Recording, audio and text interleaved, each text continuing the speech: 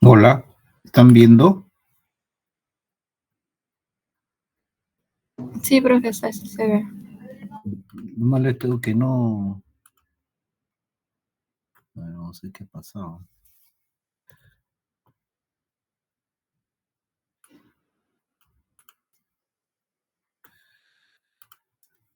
Pero otra vez.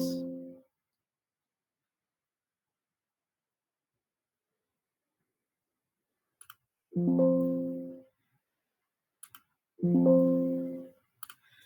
un rato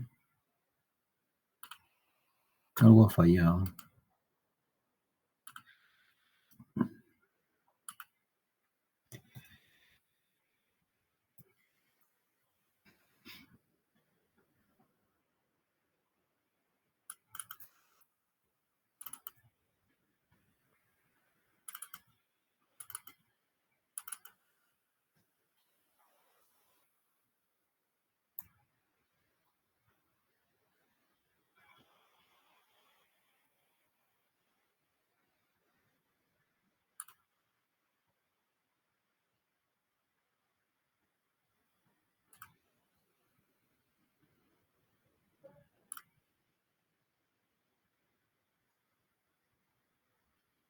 Ahora sí, ¿se puede ver?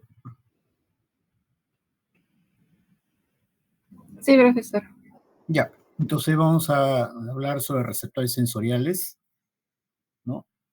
Que es, bueno, al menos usted ya tiene la base, como es la neurofisiología básica, y vamos a tratar de entender qué cosas son los receptores sensoriales, ¿no? En principio, tenemos que ver que los receptores sensoriales, un ratito me permite, algo está molestando acá, un ratito.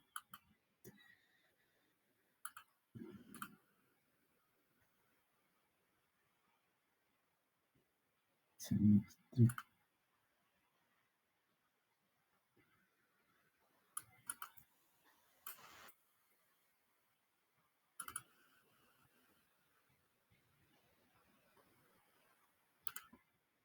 no concuerdo algo acá. Algo no está bien.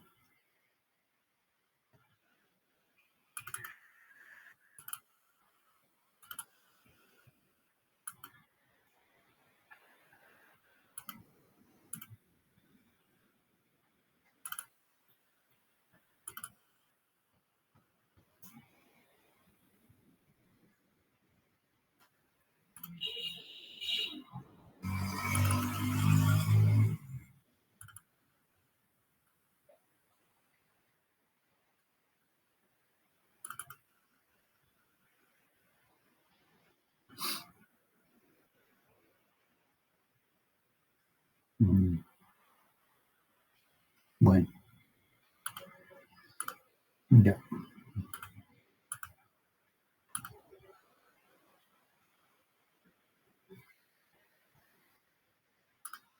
Ahora sí pueden ver receptores sensoriales,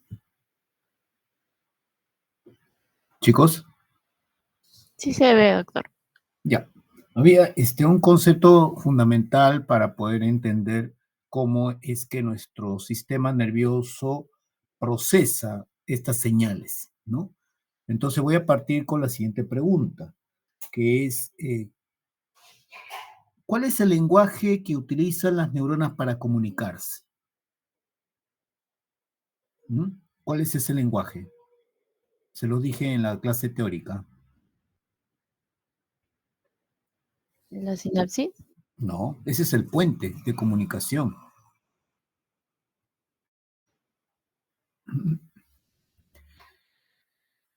¿Cómo se comunica? O sea, ¿cuál es el lenguaje que emplean las neuronas para comunicarse? Son los impulsos nerviosos y los neurotransmisores, ¿no?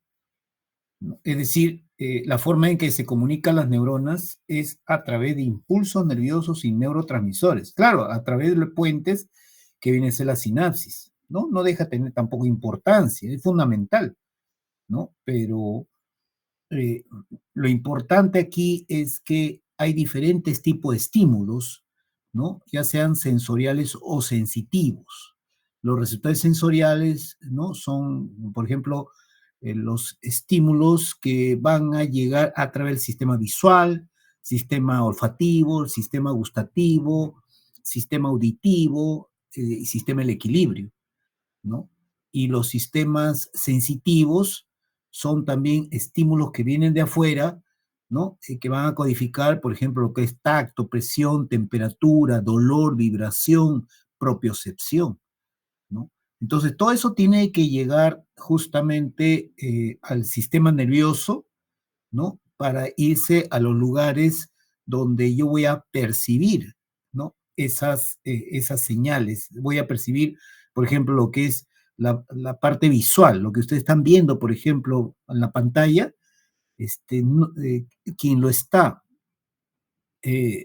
recibiendo esos estímulos, que viene a ser un tipo de energía electromagnética, ¿no? Se tiene que transformar en impulsos nerviosos.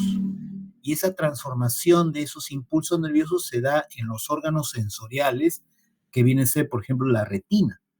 O sea, la retina es un órgano sensorial que transforma los estímulos luminosos o también llamado energía electromagnética en impulso nervioso. Y eso se va a transmitir a través de los pares craneales, en este caso segundo par craneal, tiene que pasar por el tálamo y de ahí se proyecta a las áreas 17, 18 y 19 de Brodmann, en donde yo voy a percibir, ¿no? Yo lo que quiero dar a conocer es que eh, el sistema nervioso, cuando nosotros percibimos cualquier estímulo sensorial, cualquier estímulo sensitivo, lo vamos a percibir en la corteza cerebral, ¿no? Pero ¿cómo lo percibimos? Si no es a través de los impulsos nerviosos y neurotransmisores, ¿no? Entonces eso que nos dicen que el calor me llegó al cerebro, eso no existe. O sea, el calor que nos puede afectar van a estimular, es una energía térmica, van a estimular los receptores que están en la piel, que son los termorreceptores. Estos van a formar impulsos nerviosos que van a ir por todo el sistema nervioso sensitivo aferente, tienen que necesariamente llegar al tálamo y de ahí se proyectan al área donde yo voy a percibir el calor, que viene a ser el área 3,1,2 de Brodmann del lóbulo parietal, ¿no? Entonces, muy importante el concepto de que ustedes entiendan que nuestras neuronas se comunican a través de impulsos nerviosos y neurotransmisores, ¿ya? O sea, o sea, la sinapsis es un puente. ¿Es necesario? Sí, pero ¿yo qué hago? Que dos neuronas se comuniquen a través de un puente, que es sinapsis, y entre ellas no hay impulso nervioso, ¿no? Y si no hay impulso nervioso, no se libera el neurotransmisor. Y si no hay neurotransmisor, no se produce el impulso nervioso en la neurona postsináptica, ¿no? Por eso era el interés que ustedes sepan conceptos de lo que es la neurofisiología básica, ¿ya?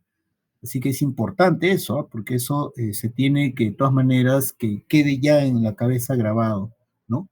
Entonces, ¿qué cosas son, cuáles son los objetivos de esta clase? Justamente tenemos que integrar todos esos niveles, desde el nivel celular hasta el nivel psíquico consciente, ¿no? De todos los procesos, o sea, cómo se va integrando todas esas señales, ¿no? A través de tipos de información a nivel genético, información metabólico, información funcional, información psíquica inconsciente, información psíquica consciente, ¿no? Son todos niveles de integración, ¿no? ¿Y por qué es importante? Porque cuando tú, por ejemplo, recibes un estímulo, a ver, alguien que me responda, ¿está la delegada o todavía no está la delegada? ¿Llegó? Oye, vamos al ejemplo de frente, ¿no? Si ustedes, por ejemplo, en este momento, cebolla, ¿no? Que están cocinando, están friendo con carne también frita, con tomate, ¿no? Que le echan, pues, sillao, de repente vinagre, de repente esto, de repente el otro, ya ustedes están pensando que es un lomo saltado, ¿no? Y por eso es que, por ejemplo, esos estímulos sensitivos, ¿no? Esos sensitivos, ¿no? Sensoriales, porque es la parte sensorial, olfativos, no es que tú te llegue al cerebro y lo percibas como el olor que entró por tus fosas nasales, energía química, ¿no? Y llegó y percibiste en el área 34 de Brodmann del lóbulo temporal. No, ya en el tálamo se están integrando esas señales. Esas señales se integran con, por ejemplo, sistemas de memoria, ¿no? Para que tú reconozcas, ya, esto huele a papa frita, ya, esto huele a tomate, esto huele a cebolla frita, esto huele a esto, y de pronto todo eso se tiene que integrar en tu recuerdo, esto es lomo saltado. Entonces son realmente procesos complejos en el cual el cerebro actúa en forma holista, ¿no? Pero el centro, el núcleo, el órgano, o mejor dicho, el núcleo subcortical que se encarga de integrar todas las señales que le llegan, ¿no? A través de los sistemas sensoriales, sistemas sensitivos, es el tálamo. Y el tálamo en permanente conexión, ¿no? Con las diferentes áreas corticales, ¿no? Entonces, tenemos que conocer esto y no solamente conocer que el sistema olfativo, ¿no? Tiene todas sus vías, primer par craneal, etcétera, etcétera, sino que también cómo es que puede esto influir en los otros órganos y sistemas, porque también todo lo que vamos a hablar del sistema nervioso se tiene que integrar con todos los demás órganos y sistemas que ustedes ya han estudiado. Y ahora también, ¿cómo aplico esos conocimientos en mi vida personal? Porque si ustedes lo aplican en su vida personal, eso también está sucediendo en las personas que ustedes van a atender, ¿no? Que son sus pacientes, ¿no? Por eso es importante, ¿no?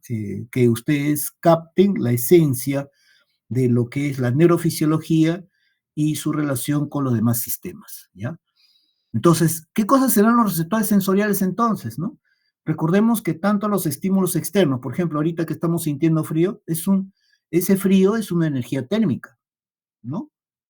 ¿No? Por ejemplo, los estímulos que están en nuestro medio interno, por ejemplo, son las 9:30, ¿no? Y de repente alguno ni siquiera ha tomado, no ha almorzado, entonces se le ha bajado la glucosa, de repente se le ha bajado los niveles de aminoácidos en la sangre, o se le ha bajado los niveles de ácidos grasos, etcétera, está sintiendo hambre, ¿no? Que es un estímulo, ¿no? Que sería un tipo de energía química, ¿no? Pero sabemos que el sistema nervioso se comunica a través de impulsos nerviosos y neurotransmisores. Entonces, ¿quién se encarga de transformar esos tipos de estímulos, entre paréntesis, energías, tipo de energía, en impulso nervioso? Los receptores sensoriales, ¿no? Por eso son importantes los receptores sensoriales, porque transforma una energía en potencial de acción, impulsos nerviosos, ¿no? Y esos impulsos nerviosos es lo que va a tener una serie de circuitos que van a llevar al tálamo. Todos llegan al tálamo, excepto la vía olfativa, pero todos llegan al tálamo. Ahí se tiene que integrar con diferentes áreas corticales y luego de ahí, recién ya procesada esa señal, recién va al área donde yo voy a percibir ese estímulo, ¿no? Esas señales, ¿no? Si es con la parte visual, será el área 17, 18 y 19 de Brodmann, del lóbulo occipital. Si es la parte olfativa, el área 34 de Brodmann, del lóbulo temporal. Si es la parte gustativa, será pues el área, ¿no? El área 13 de Brodmann, que está en el lóbulo de la ínsula, ¿no? Y si es, por ejemplo, la parte auditiva, ¿no? Será pues el área 41, 42 de Brodmann, que está en el lóbulo temporal. Y si es, por ejemplo, la parte del equilibrio, también será en el área 2B, del lóbulo parietal. Y todo lo que es la parte de tacto, dolor, temperatura, vibración, digamos, vibración, propiocepción, todo eso lo va a percibir el área 3,1,2 de Brodmann del lóbulo parietal, previamente que han pasado por el tálamo. Por eso el tálamo es un núcleo integrador, es un centro, un núcleo de relevo integrador, ¿no? Porque va a integrar las señales que le ingresan, tanto por el sistema sensorial y sensitivo, con otras señales, o mejor dicho, con otros tipos de información que están en nuestro cerebro, ¿no? Por eso son importantes.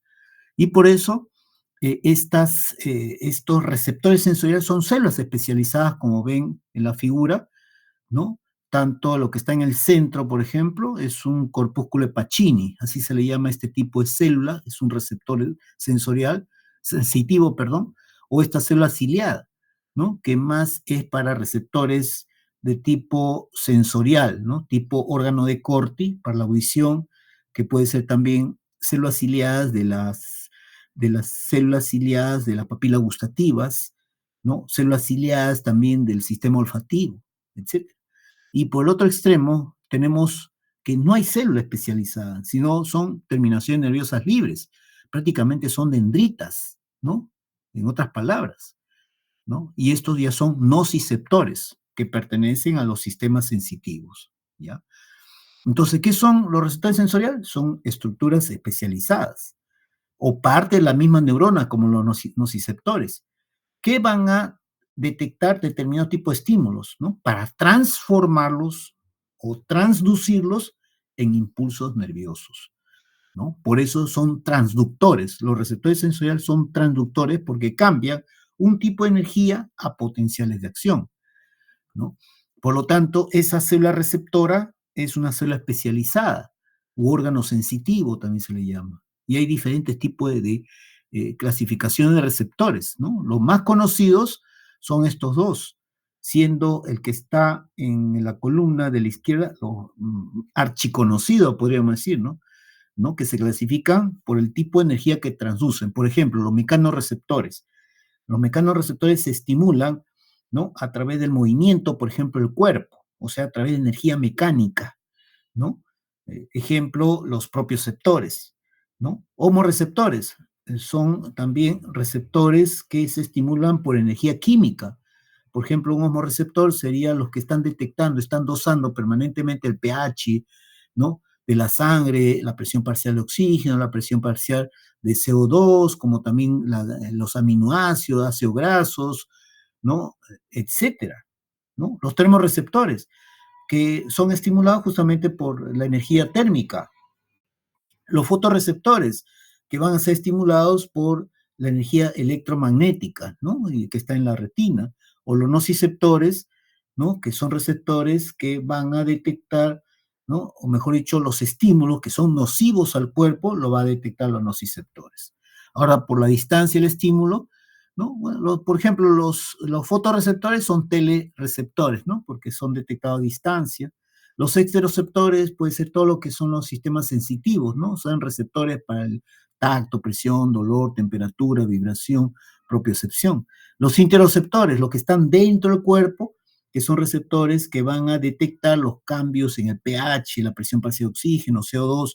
Los propioceptores, estos están justamente ubicados en los tendones, en los músculos, en el tejido conectivo del músculo, en los ligamentos, en las cápsulas articulares, que van a dar información al sistema nervioso de la posición de ciertas partes del cuerpo en relación al espacio, ¿no? Entonces, miren todos los tipos de energía que son transducidos por los receptores: energía mecánica, térmica, electromagnética y química, ¿no? Y su sensibilidad a esos receptores son específicos, ¿no? Porque están diseñados genéticamente para ser estimulados por determinado tipo de estímulos o determinado tipo de energía, ¿no? Y ahí ven la cantidad de células, ¿no? Que constituye los receptores sensoriales, excepto los nociceptores. Los nociceptores, ¿no? Que está aquí en lo que dice 4, pero en este donde estoy poniendo el puntero, ¿no? Esos son, no tiene un receptor, no tiene un receptor como las otras que son células, sino son terminaciones nerviosas libres, ¿no? Que van a detectar el daño en los tejidos, ¿no? ¿Y ahora qué pasó? Ahí está. Hay principios, ¿no? Una ley que se llama de proyección, es decir, como yo les había dicho, por ejemplo, en el sistema visual, ¿no? ¿Dónde está el área donde uno percibe? En el área 17, 18 y 19 de Brodmann. La parte olfativa, donde uno percibe? En el área 34 de Brodmann, lóbulo temporal, ¿no? O sea, cada tipo digamos, de sistema sensorial o sistema sensitivo sigue una línea, ¿no? Eso es lo que se llama en cuanto el principio de la línea marcada, ¿no? Y también se proyecta, ¿no? A un punto específico del sistema nervioso. Es decir, cuando yo le digo que la parte del sistema visual es percibido, todo lo que son la parte visual percibido por el lóbulo occipital, o lo que es la parte olfativa percibido por el área 34 de Brodmann, del lóbulo temporal, ¿no? Les estoy diciendo que en un determinado área del cerebro es la encargada de percibir ese tipo de estímulo, ¿no? Y el principio de línea marcada porque sigue pues una línea, ¿no? Cuando hablamos del sistema visual, sistema olfativo, gustativo, etcétera, ¿no? Porque hay nervios también especializados que van a transmitir un tipo de estímulo en especial, ¿no? Bueno, seguimos entonces. Como son células, necesariamente su membrana también van a tener potencial de membrana, pero como son células especializadas, ese potencial de membrana se va a llamar potencial del receptor o potencial generador. Entonces, cuando hay un estímulo, ¿no? Que puede ser energía electromagnética, química, térmica, etcétera, esto va a ser estimular al receptor sensorial, que es una célula especializada. Y en su membrana se va a dar el potencial del receptor, ¿no? Y como estos receptores hacen sinapsis con neuronas sensitivas o neuronas sensoriales, ya en la fibra nerviosa, ¿no?, aferente se va a producir el fenómeno eléctrico llamado potencial de acción. O sea, hay que saber diferenciar esto. Una cosa es potencial receptor y otra cosa es potencial de acción. Potencial receptor se da en la membrana de los receptores sensoriales. Potencial de acción se da en la membrana de las fibras nerviosas, ¿no? ¿Y cómo es que se produce el impulso nervioso? Se produce justamente, y por eso le mencionaba mucho, los canales iónicos. Y esos canales iónicos están en la membrana. O sea, para todo tipo de energía que van a incidir sobre la membrana de esos receptores sensoriales, sí o sí tiene que abrir canales iónicos, sí o sí, para que se produzca el fenómeno eléctrico. Y el potencial receptor puede ser hasta 100 milivoltios, pero puede variar, ¿no? Pero al máximo es hasta 100 milivoltios y necesariamente tiene los mismos principios que el impulso nervioso. Es decir, tenemos un potencial de membrana en reposo, ¿no? En la cual está pues igualito, entrando sodio, saliendo potasio, y quien restituye el equilibrio, la bomba de sodio de potasio TPasa, y en el cual cuando se despolariza también tiene que alcanzar el potencial umbral, que si ustedes recuerdan, el potencial umbral es el potencial mínimo necesario para que se abran los canales, ¿no? Para el sodio voltaje dependiente. Cuando ya alcanza el potencial umbral, ya ahí sí se produce todos los potenciales de acción, ¿no? Y estos potenciales también, ¿no? La amplitud de potencial receptor y la intensidad de estímulo significa que a mayor intensidad que yo tenga el estímulo, o sea, por decir que me estén presionando una zona en la piel, lo presiono más, lo voy a sentir con mayor intensidad. Es directamente proporcional. O sea, mayor intensidad del estímulo es mayor la amplitud del potencial receptor. Pero llega un momento en el cual ya, por más que le dé más estímulo, más intensidad, perdón, al estímulo, ya no cambia la amplitud de potencial receptor. No va a cambiar porque justamente ya en ese momento se abrieron todos los canales, ¿no? De esa sola receptora. Ahora también hay adaptación de receptores sensoriales. Por ejemplo, ustedes se habrán dado cuenta cuando ustedes, ¿no?, se ponen un perfume nuevo, lo sienten bien fuerte las primeras 2, 3 horas, pero después se ponen al día siguiente, ya sienten menos. Pasan los días y ya prácticamente los días que se están poniendo el perfume ya no lo sienten. Igual sucede con el jabón de su preferencia, ¿no? Al inicio, cuando cambian de jabón, y siéntanlo, tienen que vivirlo eso, para que vean ustedes que nuestros receptores sensoriales se adaptan. Cambien de jabón, ¿no? Si estaban usando jabón, pues, ¿no?, Dove, por ejemplo, ¿no? Cambien jabón Camay, ¿no? O cambien un jabón bien fuerte.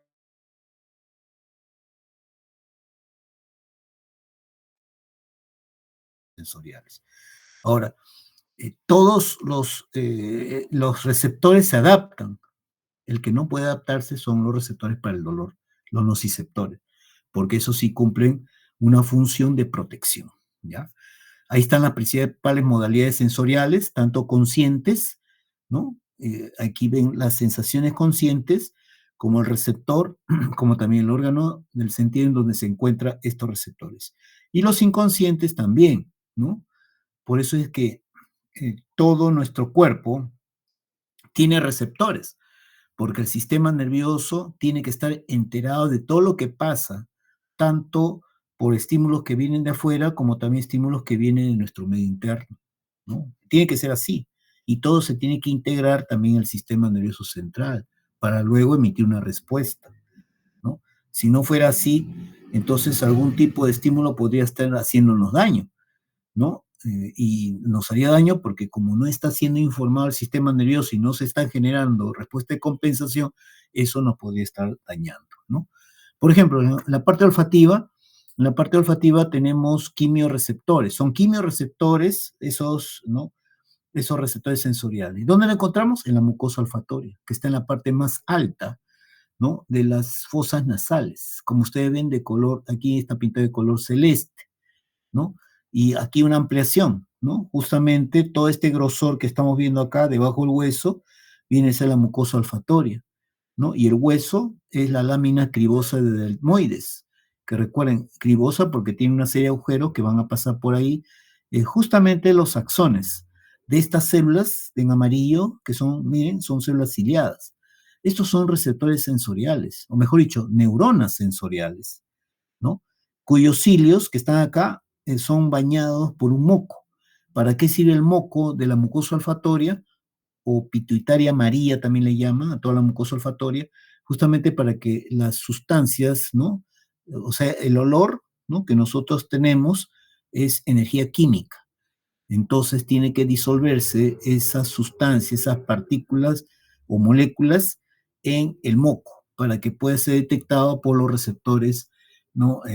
Estas neuronas sensitivas, ¿no? Como también hay una serie de glándulas. Estas son las glándulas que van a generar moco para que estos cilios puedan estar allí, ¿no?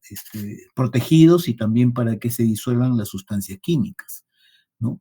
Y bueno, como ustedes ven aquí en este gráfico, ¿no? Las células sensoriales, en su cilios vamos a encontrar receptores para la parte olfativa. Pero miren sus axones de estas neuronas sensoriales pasan a través de la lámina cribosa de delmoides y hacen sinapsis con neuronas mitrales que están en el bulbo olfatorio, ¿no? Y en el bulbo olfatorio, los axones de estas neuronas mitrales van a conformar el primer par craneal, ¿no?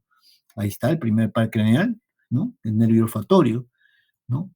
Ahí está, con mayor detalle, las neuronas mitrales del bulbo olfatorio y sus axones van a formar el primer par craneal, ¿no? El nervio olfatorio, ¿no? Y vamos a los cilios. Y en los cilios vamos a encontrar, ¿no? Receptores a nivel de membrana, ¿no? Hay receptores que cuando son estimulados por moléculas, ¿no? Digamos, que producen, ¿no? El olor, ¿no? Activan proteínas G.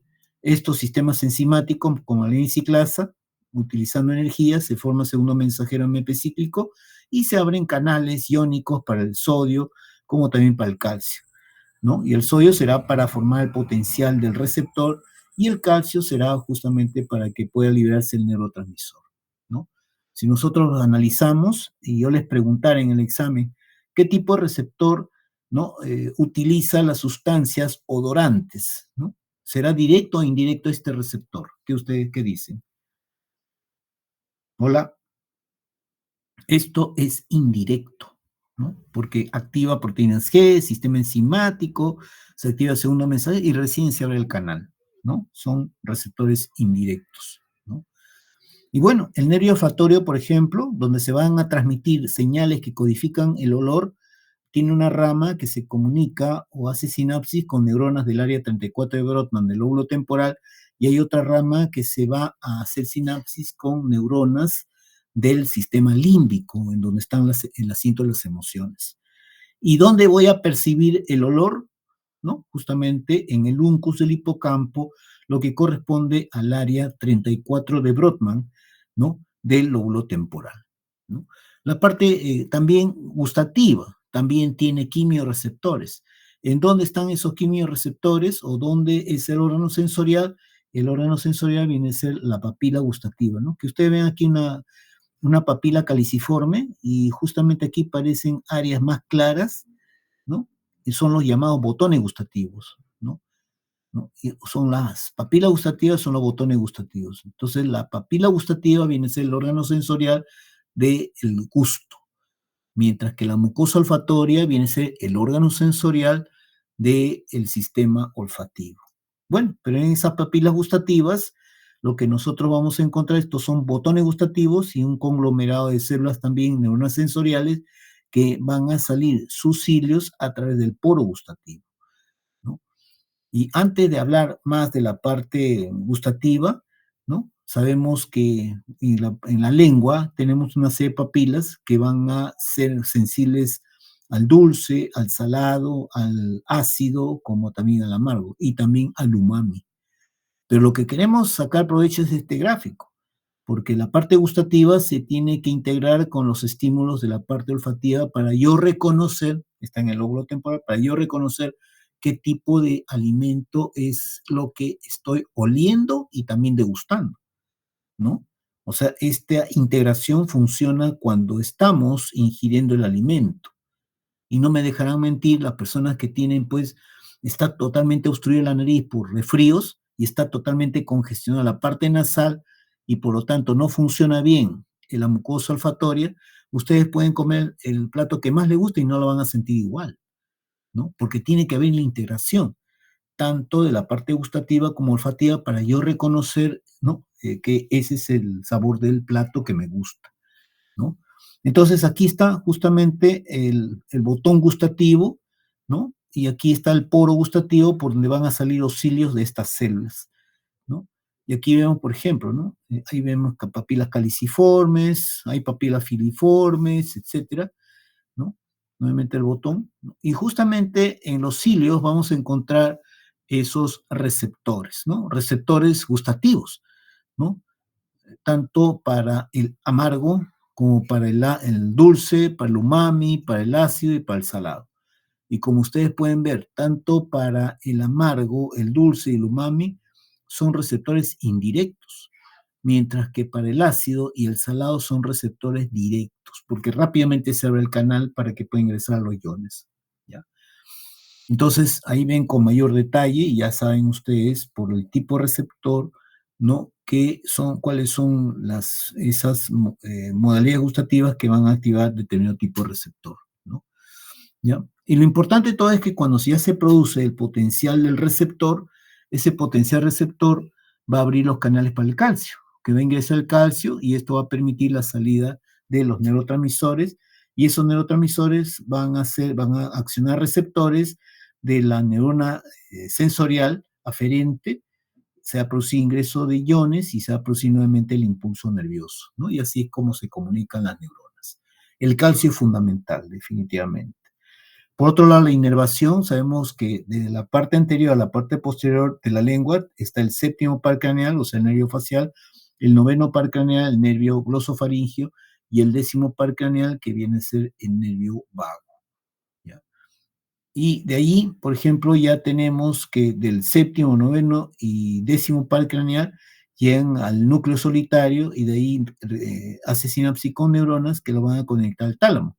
Y el tálamo hace sinapsis con otras neuronas que se van a proyectar al área, ¿no? Correspondiente en la parte del lóbulo de la ínsula, ¿no? En donde yo percibo, justamente está en el lóbulo de la ínsula, el área 13 de Brodmann del lóbulo de la ínsula, ¿ya? Los mecanorreceptores lo encontramos tanto en los tendones, en los músculos, en los ligamentos, en la cápsula articular, pero en los últimos tiempos, estoy hablando de los últimos 3 años, ¿no? También hay, por ejemplo, un tipo de mecanorreceptor. Los propioceptores están ubicados en el tejido conectivo de los músculos, ¿no? Bueno, sigamos. Entonces, la naturaleza del estímulo, por ejemplo, de la parte auditiva, no viene a ser sino el enrarecimiento de las moléculas de aire, ¿no? Que está en el entorno, ¿no? Entonces ustedes notan, por ejemplo, cuando están cerca, cuando van a sus, de repente, bueno, reuniones en donde hay parlantes, ustedes saben, cuando toca el parlante uno siente el pecho, ¿no? Y ese golpe en el pecho que te puede provocar el parlante en alto volumen es justamente por estas ondas, ¿no? En el cual hay zonas en las cuales están más condensado, más juntos las moléculas, y hay otras zonas que están menos juntas. Entonces, con esto se forma la onda sonora, ¿no? A través de las partículas que están en nuestro entorno, ¿no? Es por eso que en el espacio, por ejemplo, ustedes pueden gritar y nadie le va a escuchar, porque no existen moléculas en el entorno, por decir, en nuestro entorno en este momento hay oxígeno, hay CO2, hay moléculas de vapor de agua, de gases raros, etc. Y todo eso contribuye a que se forme un tipo de energía mecánica, ¿no? Que si nosotros lo ordenamos, vamos a formar ondas sonoras, ¿no? Por eso es que en el espacio, por más que griten, nadie le va a escuchar, ¿no? Porque no hay moléculas, está en el vacío, ¿no? Y en la parte auditiva vemos aquí el pabellón auricular, que su finalidad es concentrar las ondas sonoras, que es energía mecánica. Y a su vez, esas ondas sonoras ya concentradas pasan por el conducto auditivo externo. Ahí es donde se va a formar el cerumen. Luego hace vibrar la membrana timpánica, ¿no? Y esa vibración hace que vibre tanto el martillo, el yunque y el estribo. Todas estas huesecillos están en el oído medio, mientras del tímpano hacia afuera será el oído externo. Bueno, pero la cosa es que vibra y este estribo, que es la última parte de la cadena huesecillo, va a hacer que vibre un líquido que está dentro de la cóclea, o concha también le llaman, que es la perilinfa. Y una vez que vibran, ¿no? Este es un corte, ¿no? De esta concha, tiene 3 compartimientos en donde va a circular líquido. En los compartimentos más exteriores circula la perilinfa y en el intermedio se circula la endolinfa. La cosa es cuando comienza a vibrar el estribo, vibra pues el líquido, ¿no? Dentro de este compartimiento, vibra esta membranita de Reissner y cuando se mueve también o se agita la endolinfa. Esto hace de que se mueva esta membrana tectorial y esto produce el movimiento de los cilios también, ¿no? Cilios del órgano de Corti, ¿no? Por lo tanto, el órgano de Corti es el órgano sensorial de la audición, ¿no? Aquí ven, por ejemplo, ¿no? Y aquí hay algo también para sacar provecho. Donde está la cadena huesecillo, le mencioné que era el oído medio, y donde está la cóclea para la audición y el sistema vestibular son para el equilibrio, sobre todo esto. La cóclea es para la audición y los sistemas, en este caso canales semicirculares, son para el equilibrio. Pero miren ustedes, aquí hay una comunicación, ¿no? Entre el oído medio y la nasofaringe, ¿no? A través de la trompa de Eustaquio, que es un conducto virtual, ¿no? ¿Y para qué sirve? Cuando se abre esta trompa de Eustaquio, equilibra la presión del oído medio respecto al entorno, ¿no? Entonces, esa es la labor de la trompa Eustaquio. Ustedes habrán sentido, sobre todo si van en un avión, cómo se tapa el oído, ¿no? Pero no es que se tape, sino que se tensa, por la diferencia de presiones, se tensa la membrana timpánica. Y al tensarse, ¿no? Lo que va a provocar es esa sensación de que está nuestro oído congestionado, ¿ya?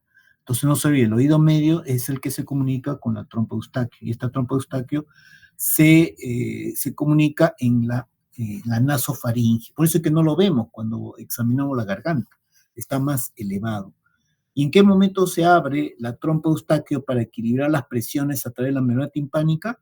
Por ejemplo, cuando tragamos alimentos, ¿no? Tanto sólidos líquidos, siempre tragamos con algo de aire, pero también se contribuye a que se abra la trompa Eustaquio.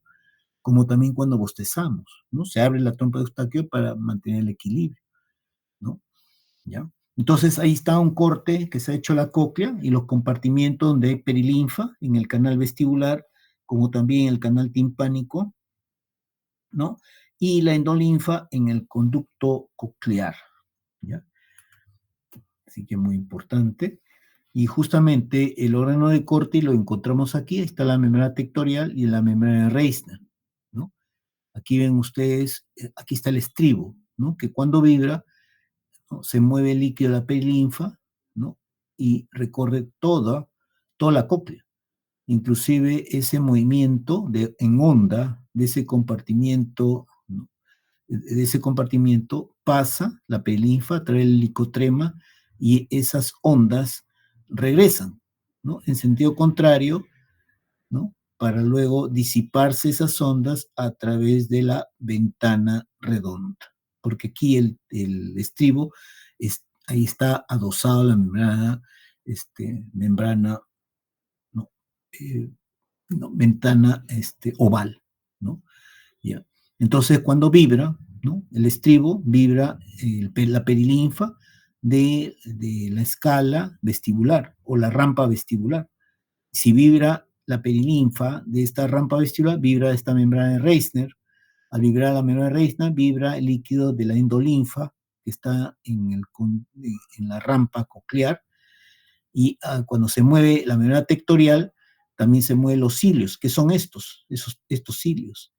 ¿No? ¿Y qué sucede? Que cuando esos cilios, hay unos siempre grandes y otros chiquitos, cuando el quinocilio, que es el más grande, se aleja de los esterocilios, se abren canales para que pueda despolarizarse la célula. Y cuando existe todo el efecto contrario, se inhibe, ¿no? Entonces, ese es el mecanismo por el cual se activan las células del órgano de corte, ¿no? Sabemos que si se abren canales, se produce el potencial del receptor, abre canales para el calcio, ingresa calcio y se produce la liberación del neurotransmisor, estimulando, ¿no?, hacia la neurona postsináptica, ¿no? Seguimos, entonces, ¿no? Ahí está el sistema auditivo, sus vías, ¿no? Por todo el tronco encefálico, de ahí se va al tálamo, y del tálamo se va al área 41-42 de Brodmann.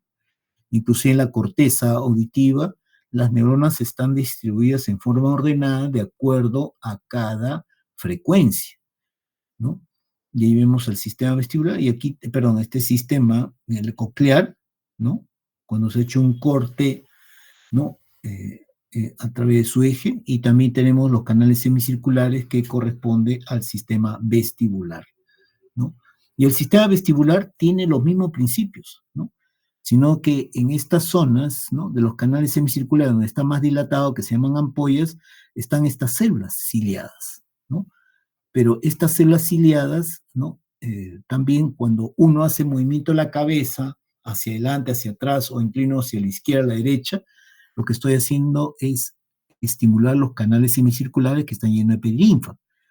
Igualito, el mismo principio. Si el quinocilio se aleja de los esterocilios, se excita, ¿no?, la membrana de esta célula. Y si el quinocilio se acerca a los esterocilios, se inhibe, ¿no? El mismo principio, ¿no? Esos son para los canales semicirculares, ¿no? Los canales semicirculares, por ejemplo, determinan o informan al sistema nervioso si yo inclino mi cabeza hacia atrás o hacia adelante. Eso le corresponde al canal semicircular vertical. Si yo muevo la cabeza hacia la izquierda o hacia la derecha, eso es por el movimiento de la perilinfa del canal semicircular lateral o horizontal. Y si yo muevo mi cabeza sobre mi hombro izquierdo, sobre mi hombro derecho, será por estímulo debido al movimiento de la perilinfa del canal semicircular oblicuo, ¿no? Pero también hay otras dos estructuras más en el sistema vestibular, que es el utrículo y el sáculo. El utrículo, por ejemplo, son células ciliadas que están así paraditas, ¿no? Entonces, cuando uno se va hacia adelante o hacia atrás, si se va hacia adelante, los cilios se van hacia atrás. Y si me voy hacia atrás, los cilios se van adelante. Y sigue el mismo principio también de si se aleja o se acerca el quinocilio respecto a los esterocilios. La peculiaridad es que en cuanto al utrículo y el sáculo, ¿no?, los cilios están dentro de una gelatina, y encima de la gelatina hay cristales de oxalato de calcio, ¿no?, que también se puede esos cristales desprender, ¿no? Y a esa persona que tiene ese problema siempre está con mareos, náuseas y vómitos, ¿no? Y es desagradable el vómito que se produce, ¿ya? Eso es para el utrículo, entonces detecta aceleraciones horizontales. En cambio, el sáculo es una membrana que está parada, entonces los cilios están horizontal. Si va hacia arriba, el cilio se va hacia abajo, y si va hacia abajo, se va hacia arriba, ¿no? Entonces, el sáculo sirve para detectar, ¿no?, aceleraciones lineales verticales, ¿ya? Mientras que los canales semicirculares detectan las aceleraciones angulares, el utrículo detecta aceleraciones lineales horizontales y el sáculo aceleraciones lineales verticales. Por ejemplo, ¿cuándo funciona? Por ejemplo, si ustedes están en un ascensor, ¿no?, y están con los párpados cerrados, ustedes saben perfectamente que está subiendo, está bajando, y eso es por el sáculo, ¿no? Y si estoy en un carro, estoy con mis párpados cerrados para no tener punto de referencia, sé perfectamente si está acelerando, está retrocediendo, ¿no?, o está frenando. Y ese es por el utrículo, ¿no? ¿Ya? Ahí está lo mismo que le explica el sistema vestibular, ¿no? Cómo está distribuido y también lo que son las células ciliadas dentro de una gelatina, ¿no? Y encima, digamos, las otoconias, que son de cristal de oxalato de calcio. ¿Y dónde lo percibo yo? ¿No? En el área, ¿no? Justamente para el sistema vestibular, el área 3A y 2B de Brodmann, ¿no? Del lóbulo parietal. Y bueno, hay mecanorreceptores cutáneos, ¿no? Ahí está, hay receptores para el tacto, la presión, el dolor, la temperatura, vibración, etcétera, ¿no? Ahí lo vamos a encontrar en este pequeño espacio de piel, ¿no? Pero todos viven, como quien dice, en armonía, ¿no? Nadie se pelea. Y aquí hay receptores táctiles por su nombre y qué codifican, ¿no? Y dónde se localiza mayormente, ¿no? Y esto, cuando hablamos de lo anterior, los sistemas sensitivos, tacto, presión, temperatura, dolor, vibración y propiocepción, lo percibimos en el área 3,1 de Brodmann del lóbulo parietal, ¿no? Y hay otros, interoceptores, ¿no? Son interoceptores porque están dentro del cuerpo, pero son quimiorreceptores, ¿no? Por ejemplo, hay unos que están justo al inicio de la carótida interna, ¿no? Ustedes ven una dilatación y eso se llama el seno carotidio. Y el seno carotidio tiene varoreceptores, o sea, están detectando o están dosando permanentemente la presión que está generando los ventrículos, ¿no? Entonces, cuando existe un aumento del nivel normal de la presión, estos varoreceptores lo detectan y inmediatamente hay una respuesta para que disminuya esa presión, ¿no? Y también tenemos unas estructuras que están justo en el centro, ¿no? O sea, no se olviden, el seno carotídeo está al inicio de la carótida interna. ¿Y qué te detecta? Bueno, tiene varios receptores y detectan los cambios de presión, ¿no? ¿Ya? Son por eso varios receptores. Y hay otras estructuras que están entre la carótida interna y la carótida externa, que son como unas lentejitas que vienen a ser los cuerpos carotídeos. Estos cuerpos carotídeos son estimulados por la variación del pH, como también las variaciones de la presión parcial de oxígeno y la presión parcial del CO2, ¿no? Y es necesario. Y bueno, pues según el tipo de energía, osmoreceptores, hay osmoreceptores que detectan la concentración de una determinada sustancia, por ejemplo, para el sodio, glucosa, aminoácidos, ácidos grasos. Y yo sé perfectamente que en alguna oportunidad, cuando ustedes han sentido hambre, han tenido la sensación de hambre, han querido comer algo dulce o algo salado. Eso es lo que te está pidiendo tu cuerpo, ¿no? Y no debemos dejar de oírlo, ¿no? Cuando te pide algo dulce, algo salado, es por algo, ¿no? Porque hay un déficit, ¿no? Pero lamentablemente por los medios de comunicación todo eso se ha tergiversado, ¿no? Porque de frente tenemos hambre, nos vamos a comer nuestro pan con alita brosta o una hamburguesa, etcétera, ¿no? Los termorreceptores, en cambio, detectan los cambios de la temperatura, los fotorreceptores, la energía electromagnética, ¿no? Y esto lo encontramos en la mucosa, en la retina, ¿no? Y bueno, la naturaleza del estímulo, ¿no? Es amplio, el espectro electromagnético, pero nuestra retina tiene la capacidad para detectar un rango pequeño que está entre 400 a 700, ¿no? Longitud de onda, ¿no? Estamos hablando en unas longitudes bien pequeñas, ¿no? Pero eso es nuestro espectro visible, sobre todo para diferenciarlo de animales que pueden tener otros espectros, ¿no? Y justo en la membrana o en el órgano sensorial de la retina hay una depresión. Esa depresión se llama fovea. Y en esa depresión encontramos conos en mayor cantidad, ¿no? ¿Para qué servirán esto? Porque están en ambos globos oculares. Justamente cuando nosotros fijamos en un punto, la luz, estamos viendo y estamos agudizando nuestra visión, ¿no? Y eso se llama agudeza visual. O sea, si yo les pregunto, ¿cuál sería la estructura de la retina que nos permite agudizar la visión? Serían las foveas. ¿Por qué? Porque hay una mayor concentración de conos, ¿no? Y en el resto de la retina hay conos y bastones. Ahí están los conos y bastones, que son los fotorreceptores. La idea es que la luz, que es una energía electromagnética, va a estimular receptores, proteínas G, sistema enzimático, y se abren los canales para formar el poro, el potencial de membrana, ¿no? Y esto, en líneas generales, lo que puedo decirles es que Todo lo que está en el campo visual derecho lo percibe el lóbulo occipital izquierdo, y todo lo que está en el campo visual izquierdo lo percibe el lóbulo occipital derecho, ¿no? O sea, es prácticamente cruzado, ¿ya? Nociceptores también lo encontramos en toda la piel, ¿no? Y sirve justamente para protegernos, ¿no? Por lo tanto, no puede adaptarse fácilmente los nociceptores, ¿no? Esto ya es la visión. Esto es un gráfico que corresponde a una oftalmoscopía, y es así como se ve la retina, ¿no? Toda rosadita. Pero ustedes ven algo que destaca, que viene a ser un disco blanco, y esta es la papila, es el nacimiento del nervio óptico, ¿no? Y como es un nacimiento del nervio óptico, ¿no? Por ahí vemos arterias y también venas, ¿no?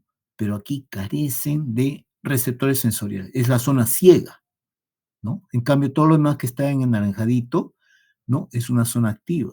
Hay receptores y permanentemente, ¿no? Están siendo estimulados, ¿ya? Es lo mismo que les hablé, ¿no? Y tiene 10 capas, esa retina, el órgano sensorial de la visión, de los cuales en la última capa, lo que están células ganglionares, todos sus axones se reúnen para formar el nervio óptico, segundo par craneal, ¿no? Y ahí está la fovea, ¿no? Ahí están las membranas, tanto de los conos y bastones, y en esa membrana se produce, ¿no? Justamente por la radiación electromagnética, el impulso nervioso, ¿no? Y son las 10 capas, básicamente, ¿ya? Y donde lo percibimos en el área 17, 18, 19 Brodmann del lóbulo occipital, ¿ya? Ya sabemos el sistema auditivo, ¿no? Las áreas receptivas del sistema auditivo, 41, 42 de Brodmann, ¿ya? Ya, listo. Por ese lado. Entonces, de otro lado, vamos a ver con respecto a, un ratito,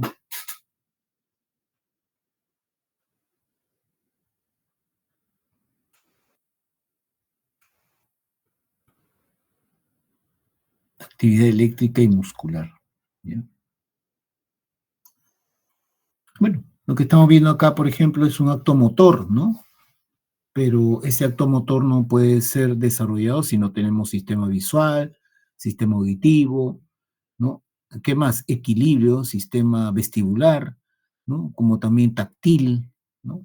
Depresión, propiocepción, etcétera, ¿no? O sea, todos esos sistemas tienen que estar totalmente indemnes para poder ejecutar ese tipo de movimiento, ¿no? Que de precisión. Entonces también tenemos que integrar todos esos conocimientos y comprender, ¿no? Y también comprender los beneficios de la actividad muscular. La actividad muscular es fundamental en todo el mundo. Si no te mueves, te calcificas. Si no te mueves, vas a ser más proclive a infecciones respiratorias. Si no te mueves, baja tu sistema inmunológico. Si no te mueves, aumentan los problemas cardiovasculares. Y si no te mueves, te estriñes también, ¿no? Por eso la actividad física, ¿no? Es, a nivel mundial, 1 de cada 4 adultos no alcanza los niveles de actividad física recomendados. Y así, si nosotros practicáramos actividad física en forma regular, evitaríamos 5 millones de fallecimientos al año, ¿no? Y las personas con un nivel insuficiente de actividad física tienen un riesgo de muerte entre 20 a 30%, es altísimo. Y más del 80% de los adolescentes, o sea, ustedes, tienen niveles insuficientes de actividad física. Músculo viene de la palabra latín ratón pequeño, ¿no? Y los músculos tienen estas propiedades, ¿no? Ser excitables. Recuerden que la excitabilidad son propiedades tanto de las membranas, de las neuronas, las fibras musculares y también las células glandulares. Extensibilidad, ¿no? Que es la facilidad o facultad que tienen los músculos de distenderse, o sea, de estirarse, ¿no? Y contractilidad también, de contraerse, ¿no? Etcétera. Y vemos el músculo.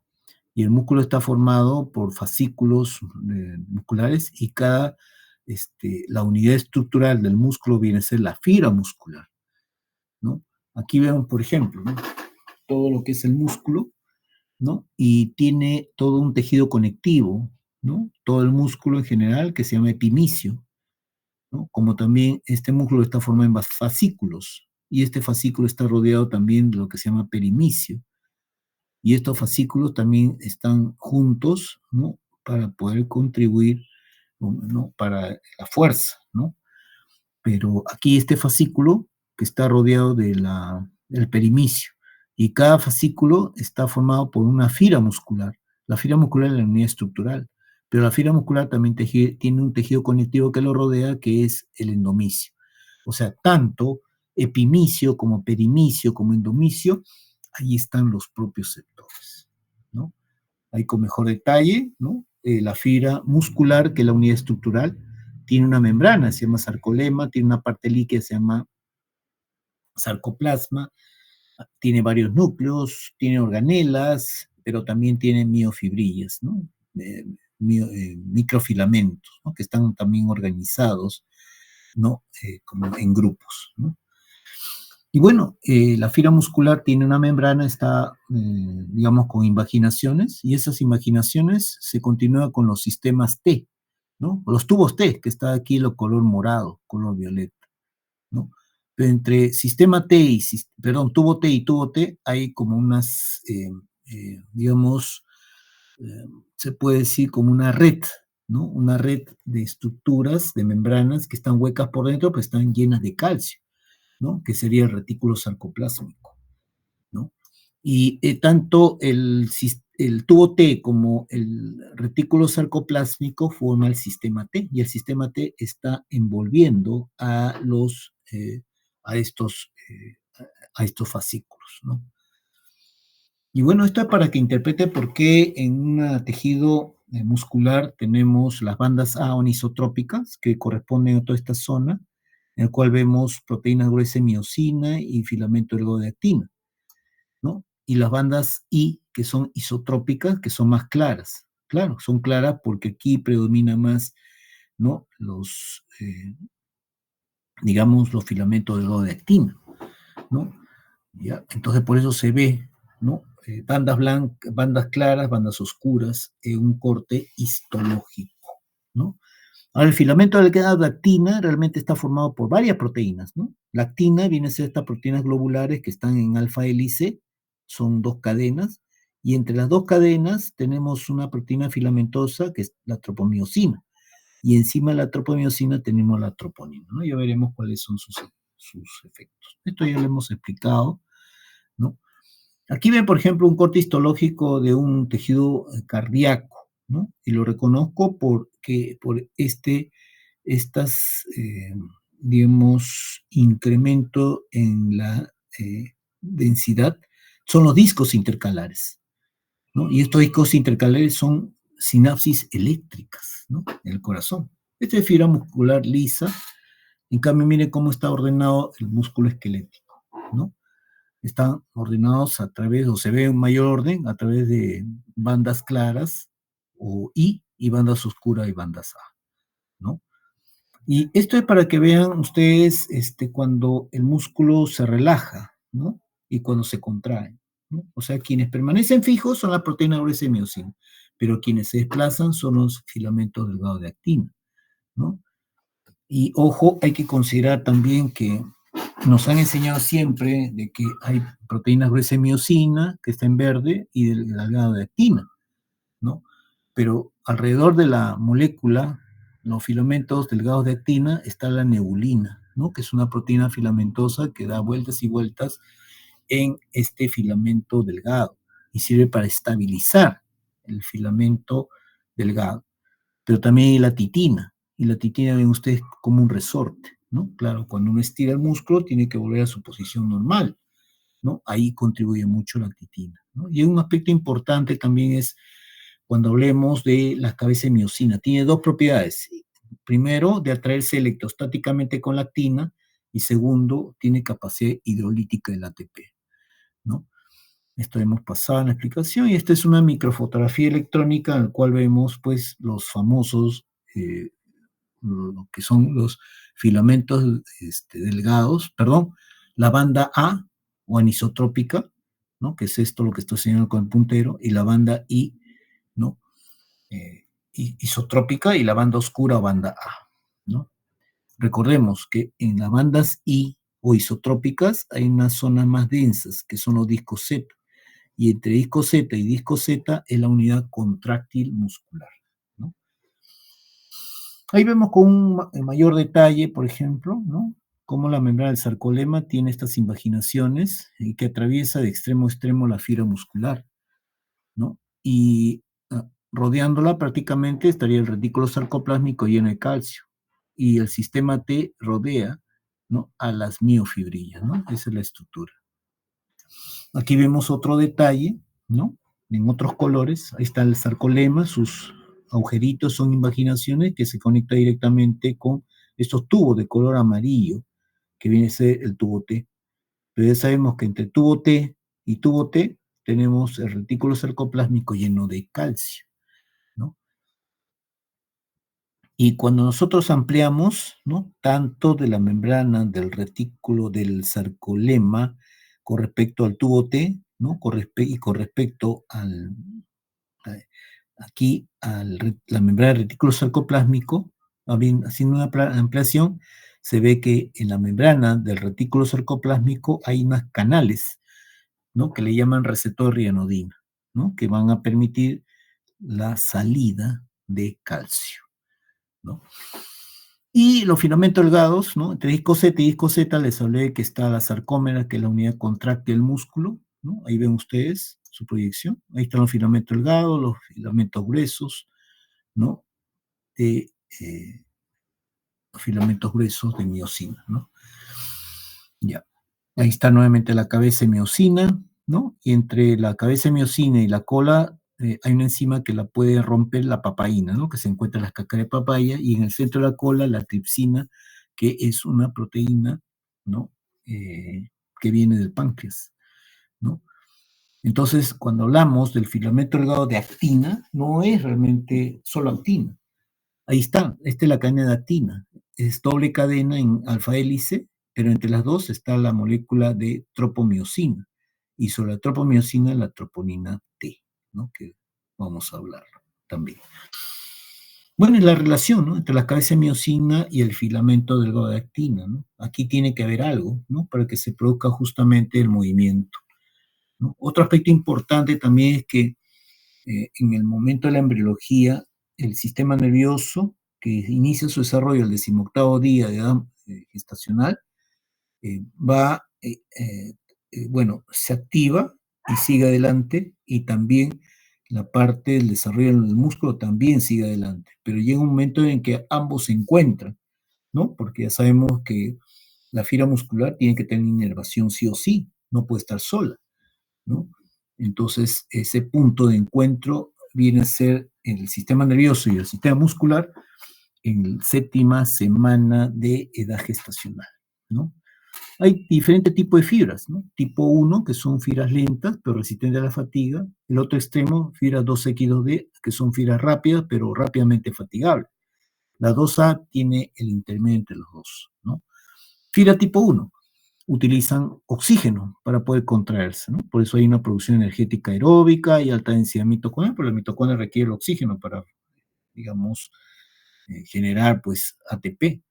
Alta actividad de enzimas oxidativas, alta concentración de citocromo C, rico abastecimiento capilar y alta concentración de mioglobina y baja actividad de miosina ATPase.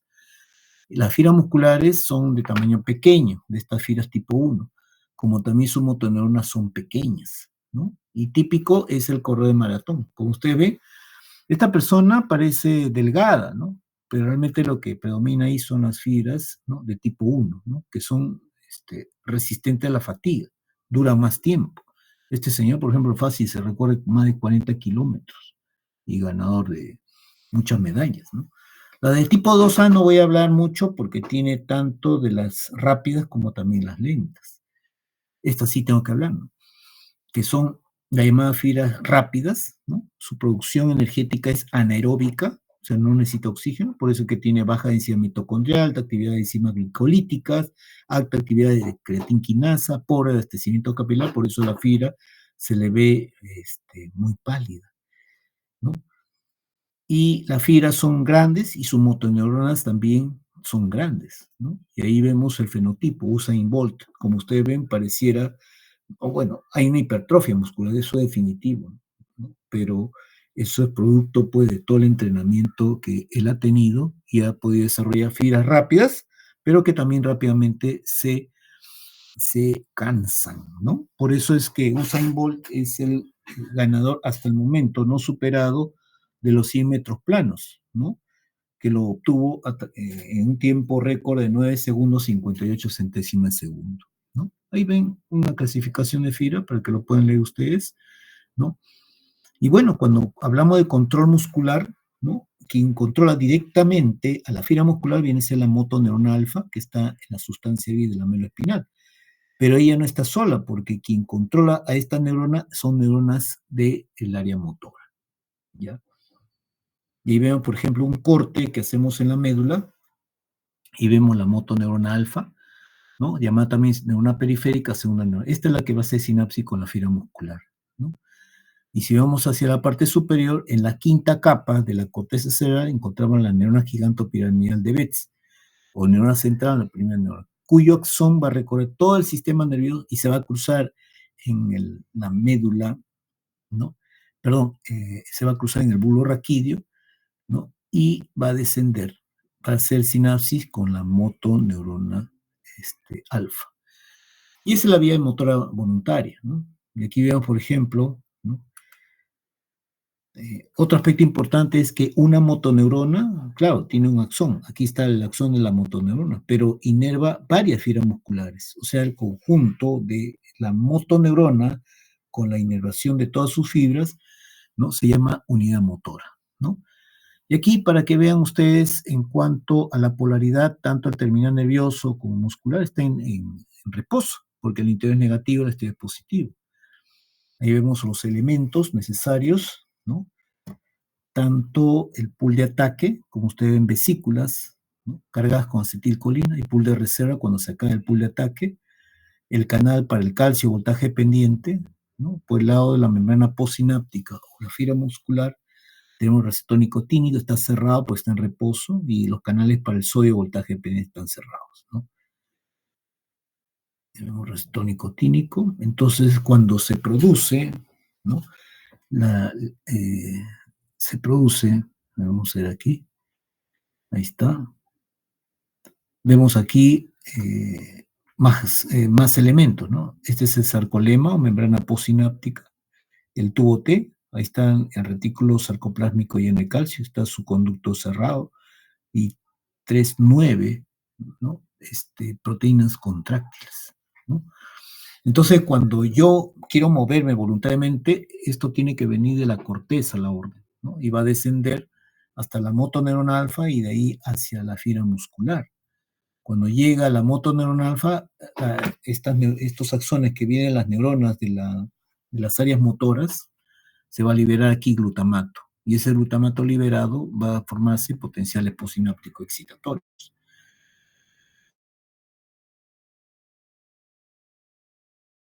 Estos se van a transmitir a todo lo largo del axón, ¿no?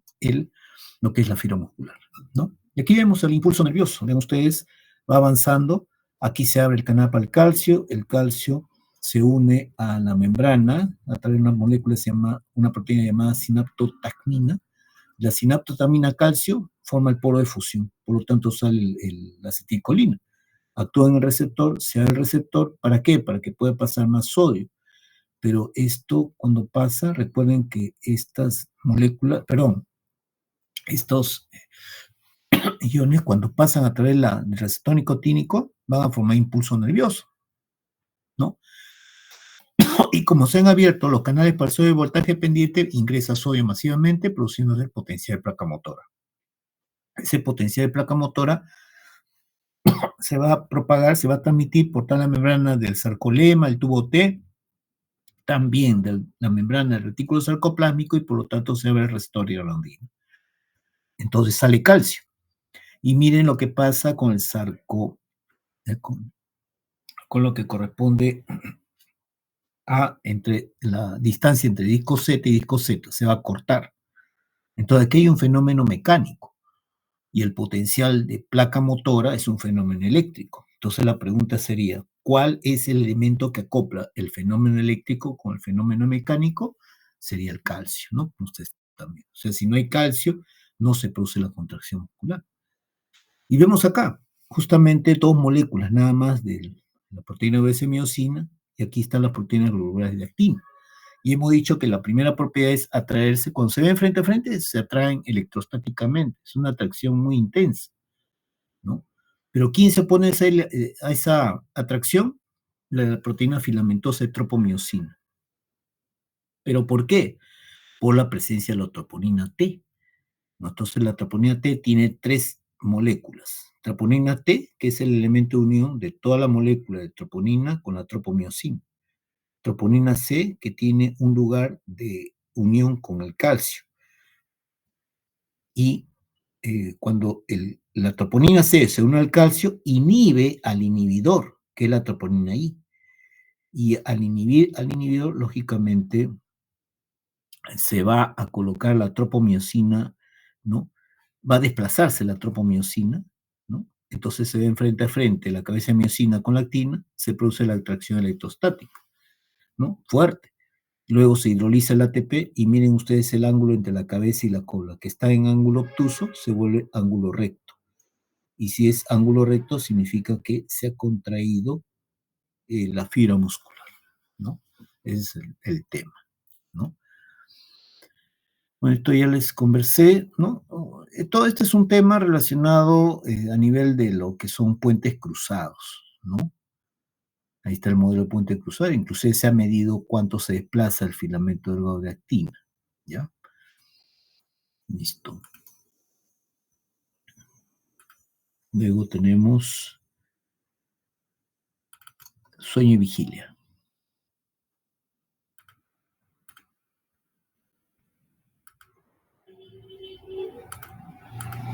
¿Se puede ver la diapositiva de sueño y vigilia, chicos? Sí, doctor. Ya. Esto es importante porque recuerden que la tercera parte de nuestra vida la pasamos durmiendo, ¿no? Y dentro del sueño tenemos 2 fases, ¿no? El sueño REM y sueño no REM. Los dos son importantes, ¿no? En el sueño REM, donde hay movimiento rápido de los ojos, es donde el momento que soñamos. Y el no REM, donde no hay movimiento rápido de los ojos, es cuando no estamos realmente soñando. Pero dos deben existir, ¿no? Entonces, esto ya creo que lo habíamos visto respecto a las características, ¿no? Cuando no cuidamos nuestro sistema nervioso, ¿no? Entonces, nosotros para poder medir qué cosa es lo que pasa en el sistema nervioso durante el sueño, hemos tenido que utilizar el electroencefalograma, que viene a ser la actividad eléctrica de todo el encéfalo, ¿no? Luego también hay otras técnicas, se llama mapeo cerebral, ¿no? En el cual se ve en tiempo real las áreas del cerebro que se activan, ¿no? Por ejemplo, cuando uno está alegre, se activa todas las áreas cerebrales, ¿no? Otros exámenes que nos han permitido ahondar los estudios en sueño y vigilia son la resonancia nuclear magnética y la tractografía. La tractografía, lo que están viendo en colores, ¿no? Viene a ser el recorrido de los axones, la dirección y recorrido de los axones, ¿no? Y bueno, las últimas técnicas, inclusive miren, hasta con un software, un app, ¿no? Conectado con un equipo, ¿no? De electrodos, ¿no? El médico en este caso puede ver qué áreas del cerebro de su paciente están activas en tiempo real, ¿no? ¿No? Con toda la tecnología. Y todo esto que nos ha permitido que podamos, a través del control mental, podemos controlar pues las máquinas, ¿no? Y esto tiene gran repercusión, sobre todo en personas que pierden esa capacidad para comunicarse, ¿no? A través de las manos, ¿no? O sea, los trabajos de mano, etcétera, ¿no? Y bueno, el tálamo es una estructura esencial, ¿no? Porque hemos visto que tiene, digamos, integra todas las señales de diferentes áreas del cerebro, ¿no? Para que justamente cualquier tipo de estímulo lo relacionemos con de repente un evento que nos ha sucedido, el sabor, lo agradable, no agradable, etcétera, etcétera. Y sobre todo las estructuras del tálamo con la corteza cerebral, ¿no? Que tiene que ver con el estado de vigilia, ¿no? Y nuestra corteza cerebral pues tiene una serie de neuronas que están organizadas en capas, ¿no? Son 7 capas en neocórtex, paleocórtex 5, arquicórtex 3. Pero esa es la organización histológica, pero funcionalmente, ¿no? La corteza funciona en columnas, de neuronas. La propiedad que tiene cada una de esas columnas, porque cada columna tiene una función, pero entre ellas pueden prestarse neuronas y formar otras columnas. Y es por eso que nuestra capacidad cerebral es infinita, ¿no? Y quien tiene que ver con el sistema, o sea, el estado de vigilia, viene a ser el sistema reticular activador, que son todas las estructuras que están aquí viendo de color medio gris, que está a todo lo largo del tronco encefálico, ¿no? Entonces, este es el que tiene que ver con cuando estamos nosotros atentos, ¿no? Y así. El hipotálamo también cumple una función muy importante, ¿no? Porque tiene una serie de núcleos, ¿no? Que controla el hambre, la sed, ¿no? Que controla la temperatura, etc. Y también el núcleo supraquiasmático, ¿no? El núcleo supraquiasmático, que es parte de lo que es el hipotálamo, ¿no? También es un núcleo que es con la luz, ¿no? O sea, la radiación electromagnética, ¿no? Que incide sobre el órgano sensorial, que es la retina, hay una ramita que se conecta con el núcleo supraquiasmático, ¿no? Entonces, por eso es que dormimos en la noche, ¿no? Y ese es el mapeo cerebral, ¿no? Y las estructuras, ¿no? Relacionadas sobre todo, esto ya lo hemos visto en neurofisiología básica, ¿no? Los sistemas, ¿no? Digamos, colinérgicos, sistemas serotoninérgicos, etcétera, que tienen que ver con el estado de sueño, ¿no? Entonces, miren ustedes, cuando uno está despierto, relajado, o sea, apenas se levantan ustedes de su cama y están ahí encima de la cama, están con un ritmo alfa. Cuando está con somnolencia, ritmo teta, ¿no? Cuando hay sueño ligero, hay ritmo teta, ¿no? Que es de una determinada amplitud y frecuencia del electroencefalograma. Luego ya un sueño profundo en el cual hay actividad delta, que es otro tipo de onda, cerca del 50%, muy profundo, actividad delta más del 50%, y sueño de movimientos oculares rápidos, la actividad de rango alfa. Miren, se asemeja al de una persona que está despierta y relajada, ¿no? Esa es justamente la paradoja, ¿no? Que por qué, si estamos durmiendo y estamos soñando, ¿por qué nuestra actividad eléctrica es como de una persona despierta y relajada, ¿no? Por eso es que al sueño REM, ¿no? En la cual hay movimiento rápido de los ojos, ¿no? También se le llama sueño desincronizado, ¿no? En especial sueño paradójico se llama, ¿no? ¿Y cómo lo hemos hecho para medir? Es a través del sistema 2010 del electroencefalograma, el cual se coloca sobre toda la superficie del cuero cabelludo electrodos sensibles, y esto nos va a arrojar una serie de ondas.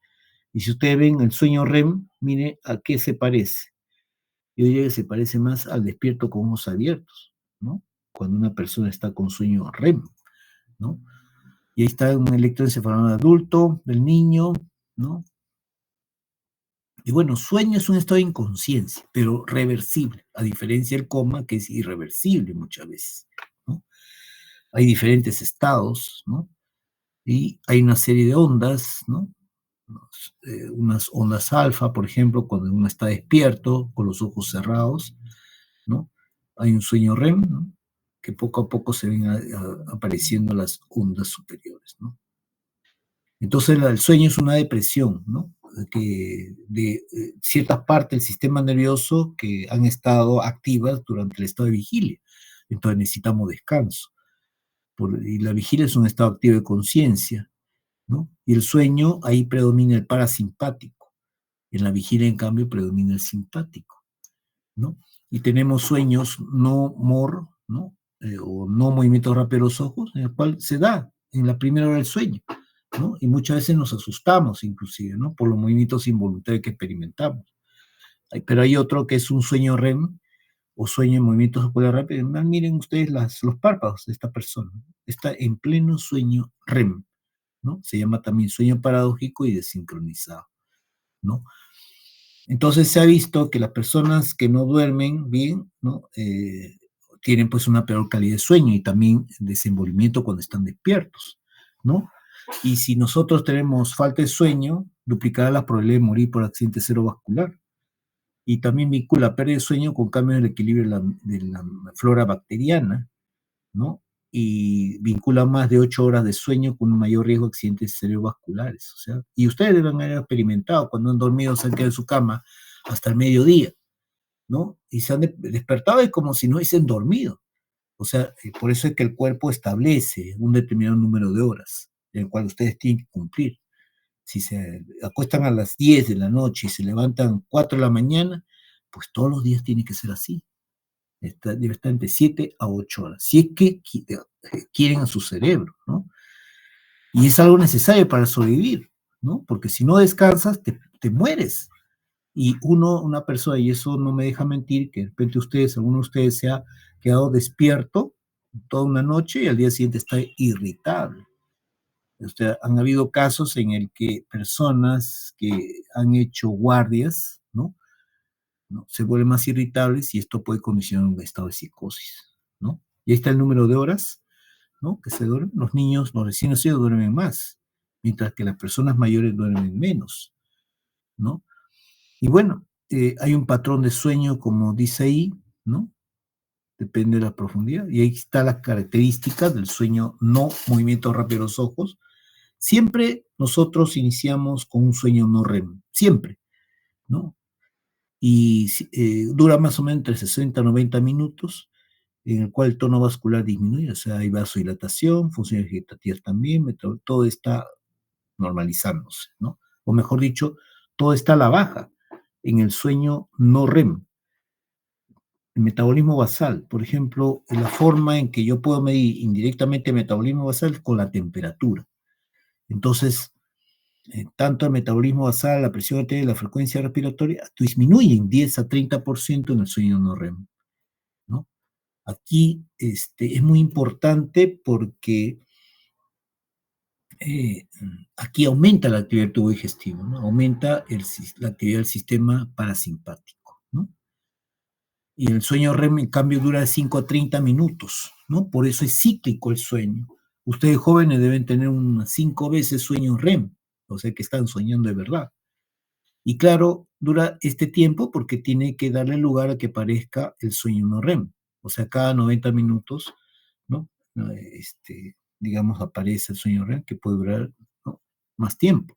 El tono muscular es bajo, hay movimientos oculares rápidos, metabolismo cerebral también incrementa un 20%, ¿no? Y su electroencefalograma se parece a una persona de vigilia, ¿no? También hay frecuencia cardíaca y respiratoria irregular, por eso se llama sueño desincronizado, al sueño de movimientos oculares rápidos. Y esto se asocia con soñar en el sueño REM, ¿no? Y ahí tenemos las evidencias, ¿no?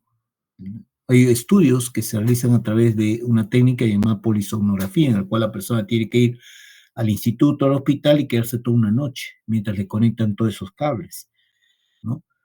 Y es muy importante con este registro polisomnográfico, ¿no?, en el cual ven ustedes que hay una serie de estadios. Aquí está el estadio que está despierto, ¿no? Y aquí ya vemos un estado de sueño REM, de movimientos oculares rápidos, ¿no?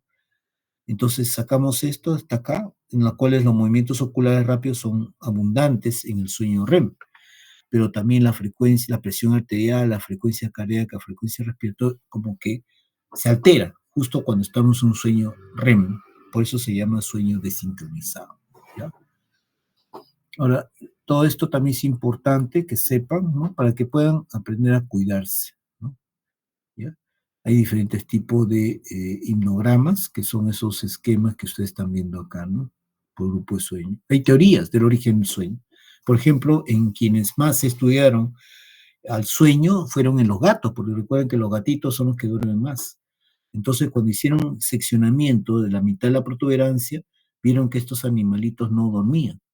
Entonces concluyeron que esos núcleos relacionados al sueño deberían estar de la protuberancia hacia abajo, ¿no? Está muy vinculado a la serotonina, ¿no? La serotonina, inclusive la serotonina controla la agresividad, ¿no? Hay bases neuroquímicas, tal vez la serotonina, monoamilpéptido, nonapéptido, tercer factor, ¿ya? Entonces, cuando uno duerme, es como cuando ustedes abren pues una serie de ventanas en su computador y puede colgarse. Entonces, cuando uno duerme, ¿no?, esto podría suceder en el ser humano cuando está despierto muchas horas. ¿no? Pero eso podría revertirse si usted descansa, ¿no? Y es como poner en puesta a cero todos los ordenadores analógicos electrónicos de un sistema, ¿no? De cómputo, ¿ya? Ya sabemos que la vigilia prolongada puede traer consecuencias, trastornos de irritabilidad, hasta puede llegar a cuadros de psicosis, ¿no? Por eso el sueño es una de las funciones del sistema nervioso, tal como la vida en relación, la función superior, la actividad psicomotora y las funciones autonómicas, ¿no? Pero muy importante, en el sueño consolidamos la sinapsis, o sea, todo lo que podemos haber aprendido en la mañana y en la tarde lo podemos conciliar durante el sueño, ¿ya? Y aquí está muy relacionado el hipotálamo, ¿no? Y cuando uno duerme bien, la hormona de crecimiento también se incrementa y eso barre las proteínas beta amiloides, ¿no? Que es producto del metabolismo de la neurona, ¿no? Pero tiene que tener ciertas condiciones para tener un pico de hormona de crecimiento, perdón, de melatonina, ¿no? Aquí está, la melatonina, ¿no? Que se da más o menos entre las 3, 4 de la mañana. Y eso tiene que estar tu cuarto totalmente oscuro, no puedes tener estímulos visuales ni auditivos, 2 horas antes no puedes haber comido, 2 horas antes no puedes haber hecho actividad física, ¿no? Todo, y no haber tomado energizante, ¿no? Todo eso ¿para qué? Para que puedas tener tu melatonina natural que va a barrer, ¿no? O mejor dicho, va a barrer con la proteína beta amiloide, ¿no? Que es el problema. ¿Ya?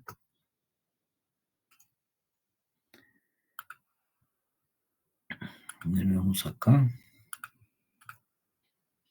¿Ya?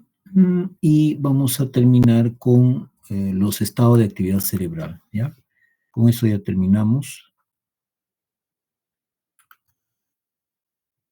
¿Ya? Y bueno, el estado nervioso vegetativo, ¿no? A través del sistema nervioso simpático y parasimpático, su función es hacer que todo nuestro cuerpo esté en equilibrio, o sea, mantener la homeostasis, ¿no?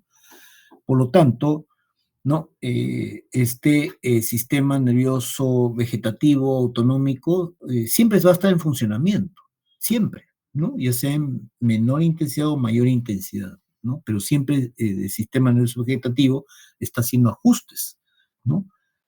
Para no tener problemas, ¿no? Y esto está justamente, nosotros nos enseñan siempre, ¿no? Cuando estamos estresados se eleva se activa el sistema simpático. Y cuando estamos durmiendo o estamos haciendo la digestión, el sistema nervioso parasimpático, ¿no? Pero realmente están activos las 24 horas del día, ¿no? Y esto puede ser factible porque el entorno puede causar estímulos en nuestro sistema nervioso y activar una respuesta. Por ejemplo, que ocurre un temblor en este momento, se activa el sistema nervioso simpático, ¿no? Entonces, una respuesta también al estrés, ¿no? Que puede ocasionarte, ¿no? Entonces, siempre es mejor la huida, y la huida, o sea, el cuerpo se prepara a través simpático, haciendo de que fluya más sangre a los músculos para poder, ¿no? Tener una respuesta rápida, ¿no? Y bueno, ¿no? Hay tipos de respuesta, ¿no? Tanto el estrés, ¿no? Como la digestión, ¿no? Y esto tiene que ver con núcleos, ¿no? Tanto núcleos y receptores hipotalámicos, sistema límbico, todo se integra ante una señal. Entonces, cuando tengo una respuesta autonómico-vegetativa, no va sola, va acompañada de una respuesta endocrina y esta a su vez una respuesta, ¿no? Del comportamiento, ¿no? ¿Ya? Y siempre hay que considerar en el sistema nervioso vegetativo el ganglio, ¿no? El ganglio que es llamado el ganglio autonómico, ¿no? En el cual vemos entre el sistema nervioso central y el ganglio, la neurona preganglionar, y entre el ganglio y el órgano efector, la neurona postganglionar. Siempre va a haber esto, ¿no? Entonces, ¿qué sucede cuando hay una respuesta mayormente parasimpática? Sobre todo en la pupila, se contrae la pupila. Pero si una respuesta simpática, se va a dilatar la pupila, ¿no? Y eso es a través de la acción de los receptores alfa, ¿no? Como también las glándulas salivales, ¿no? Cuando hay una respuesta parasimpática, ustedes notan que comienzan a salivar, ¿no? Sobre todo si piensan en comida, ¿no?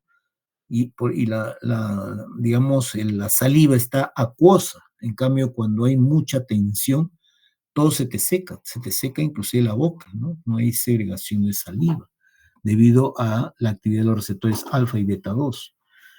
Y el corazón también, ¿no? Cuando se activa el simpático, aumenta la presión a través de los receptores beta 1, ¿no? Las arteriolas también, si se activa el simpático, se produce constricción a través de la estimulación de receptores alfa y dilatación a través de los receptores beta 2, ¿no?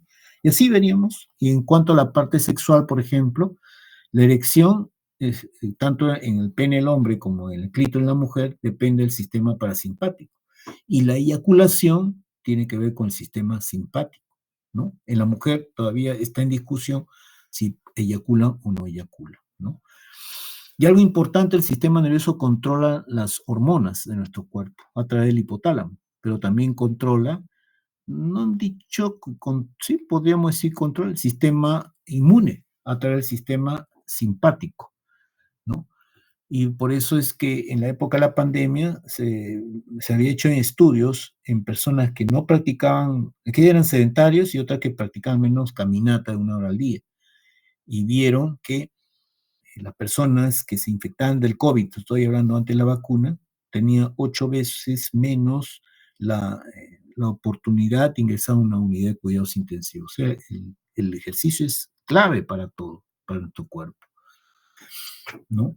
Y el vago, por su nombre, ¿no? Vaga por todos los órganos del sistema de nuestro cuerpo, ¿no? Y siempre vamos a encontrar, entonces, cuando hablamos del sistema nervioso vegetativo, un ganglio intermedio. Entre ese ganglio, ¿no? Va a estar entre el sistema nervioso central y el órgano efector, ¿no?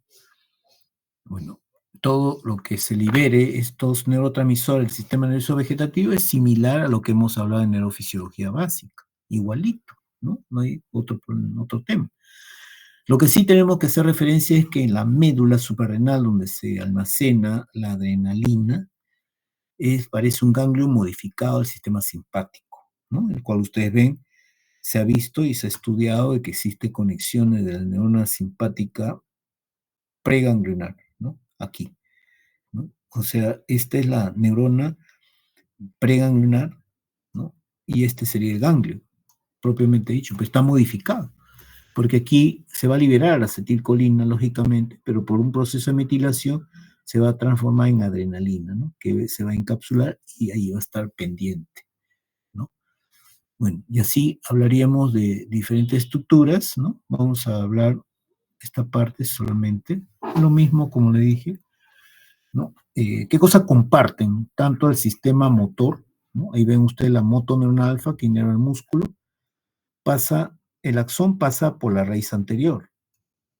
Y cuando hablamos del sistema nervioso vegetativo, ¿no? Ahí está la preganglionar, postganglionar, y justo la preganglionar pasa también por el árbol, ¿no? Pero mejor dicho, pasa por la raíz anterior, ¿no? Y ahí vemos las características de tanto el sistema somático motor que hemos visto con la inervación del músculo y el autonómico.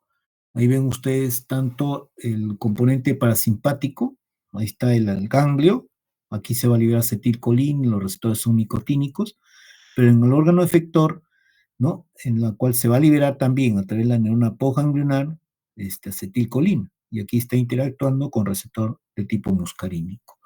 Por la parte simpático también, ¿no? Vemos que este órgano puede tener también estos receptores, alfa receptor, ¿no? No hay ningún problema.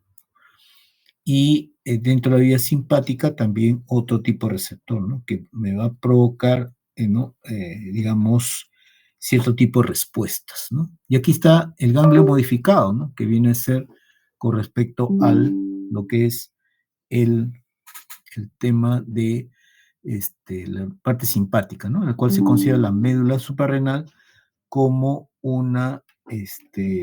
como un ganglio modificado, ¿no? Entonces, uy, ¿qué pasó? Sí, se está perdiendo esto. Bueno, sí, se ha perdido las diapositivas, no se están viendo adecuadamente. Bueno, en líneas generales, lo que quería decirles, por ejemplo, es que permanentemente nuestro sistema nervioso vegetativo está actuando, ¿no? Por ejemplo, ahorita yo estoy sentado, ¿no? Siempre va a haber un equilibrio, ¿no? Claro que está un poquito, digamos, acentuado mi sistema nervioso simpático justamente para poder explicarles, ¿no? Esta clase. Pero ¿qué pasa si yo inmediatamente me levanto? Si yo me levanto, quien hace los ajustes necesarios viene a ser el simpático, porque si yo me levanto de forma intempestiva y no se producen los ajustes, me puede venir inmediatamente un mareo y me puedo caer, ¿no? Entonces, para eso, los ajustes necesarios son a través del sistema nervioso autónomo, ¿no? Y es por eso que hay personas que cuando hacen un cambio de posición se desmayan, ¿no? ¿Y por qué? Porque no realizan los ajustes y eso se le llama la disautonomías, así se le llama, ¿no? Y como último vamos a poner un ejemplo respecto al temblor, ¿no? Por ejemplo, ¿qué sucede cuando hay un temblor? Lo primero que vemos es que se dilata la pupila, ¿no? Y se dilata la pupila para obtener un campo visual mayor para yo poder escapar. Se pone la piel blanca por la palidez, porque hay vasoconstricción. Pero ¿dónde hay vasodilatación? En los músculos que me van a permitir salir, pero disparado. ¿Ya? La frecuencia cardíaca, la presión arterial se eleva por el sistema simpático, ¿no? Hay broncodilatación para que ingrese más aire a nuestros pulmones, sistema simpático. Lo que sí, toda la parte digestiva se inhibe, ¿no? El simpático inhibe al parasimpático, ¿no? Entonces son todas respuestas que nos prepara para un cambio en nuestro metabolismo, ¿no? Pero en líneas generales, el sistema nervioso autónomo, ¿no? Nos permite que estemos, mantener una homeostasis adecuada, ¿ya? Eso es en líneas generales, ¿ya? De lo que es el sistema nervioso vegetativo. Bueno, chicos, con esto terminamos. No sé si tienen alguna pregunta. ¿Preguntas? Hola. Bueno, no sé, ¿la delegada está presente? Delegada. Hola. Sí, Nancy. Dime.